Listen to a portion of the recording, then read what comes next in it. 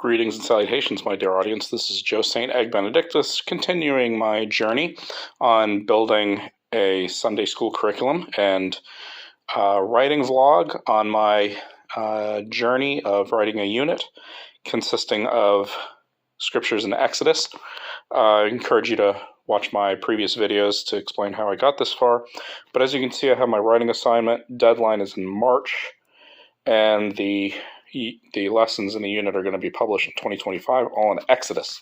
So now that I have my calendar, I'm going to first grasp what I want to write about Exodus as a whole. Now, if you look at each of these scriptures, you can see that each lesson takes a part of Exodus, and I have to focus a lot of my work on the parts. But what we like to do is in the first salvo of study is really capture the big picture of Exodus. But because I have to study all of these parts, I don't want to spend a lot of time on overall surveys of Exodus because it'll get me off track. Plus, it'll give me way too much material. I really only need a couple hooks, maybe a couple lines. And my hook is this. If you notice the date, 6/29 is the first lesson. It is around Independence Day. And one of the things that I'm going to do is I'm going to attach Independence Day and liberty to the meaning and heart of Exodus, which is ultimately the story of God's salvation of an enslaved people, freeing them up to be his people, and calling them to lead a new way of life that lends itself to liberty. Even when there's the law that Moses gets and communicates to the people from God, it is still a law that lends itself to liberty. So that is the overall arching theme, is liberty, of who God is, this liberating, promise-keeping God, bound up in this Exodus story of freedom, and then ultimately tied to Jesus Christ. So the overarching theme, really, again, I just have to get one kind of main arc, is spending, I would say, less than an hour and 10 minutes on just checking out a survey.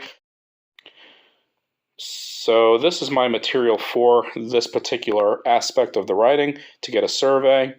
First I have the NOAB, okay, my study Bibles, the NOAB, my new SBL study Bible, just gotten that in the mail, and then the new Interpreter's study Bible. I would not necessarily go to this, but one of the things that I'm looking forward to is comparing the three of these. You have the NOAB, the SBL Study Bible, which is the NRSV Updated Edition, and the New Interpreter Study Bible, and comparing those three to see how they shape out. So if I really wasn't interested in comparing these three, I would skip that one, shoot for that one, maybe look at that one, but definitely not worry about that at this time. And then I have another study Bible, which is the more spiritual aspect, which is the Spirit-Filled Life Bible by Jack Hayford and company. I'll do that for more of a spiritual reading, but that's included. And then the last study Bible, which is not a study Bible, but a translation with notes, is Robert Alter. So I want to read what he says about Exodus. He has really good writing, and would love to get his take. A couple of survey books, just very basic. Ehrman's Handbook of the Bible, and then James King West, Introduction to the Old Testament. These will just give me a couple sentences, if anything, just to help me clarify concisely the survey. And then ultimately, I'm going to be relying mostly on this particular commentary, the New Interpreter's Bible. Get the glare out of here. On Exodus, which is by Walter Brueggemann. And though I'm not going to read the introduction, it'll be too much of a task. I will briefly skim it because Brueggemann, again, is really my favorite Old Testament scholar and very influential in my own writing. So there's the basic first step in just getting a handle on Exodus and really what I want to say. Again, I don't want to spend too much time on this because I have to look at the parts more so than the whole.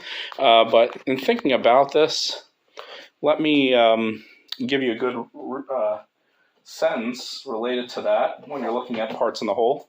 This is from Solomon Freehoff, and he says this: in whatever order and from whatever materials the book was put together, that being Exodus, it has been together long enough to be considered a unit, a mansion built with architectural skill and for a specific purpose. We are interested in the mansion of Scripture, in the harmony of its architecture, not so much in the various quarries in which its stones were found. I really love that and thought that was a good way to finish off this video. Give a shout out to my pal Mike, to all the visionaries and mystics out there. Thank you for joining me. Have a wonderful day.